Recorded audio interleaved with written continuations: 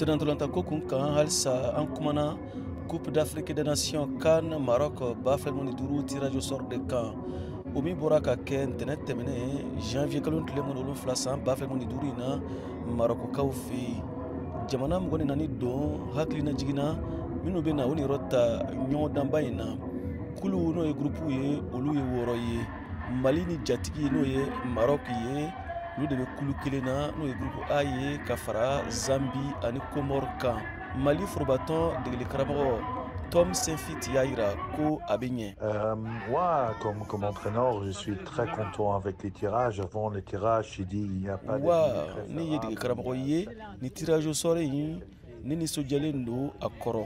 jamana fɛn o fɛn bɛ na ye a kɛnɛ kan u bɛɛ bɛ se sɛnɛntɔlɔntan na balontan ɲɔgɔn dan fitinin tɛ yen an ni Maroc ka ɲɔgɔn sɔrɔ o bɛna kɛ ko duman ye ka fara Zambie ani Comore kan an bɛ se ka ko ɲuman caman kɛ an ka kulu in kɔnɔ n'o ye groupe A ye sengola bɛ an ka sɛnɛntɔlɔntanaw na an bɛ na an labɛn yan'o cɛ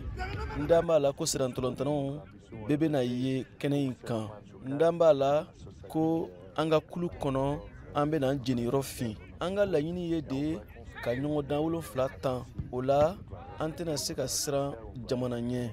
balontan fitinin tɛ yen an bɛna bɛɛ bonya an ka kulu kɔnɔ ani CAN kɛnɛ kan nka an bɛna labɛnw sabati. Respecter notre adversaire, on doit être bien préparé et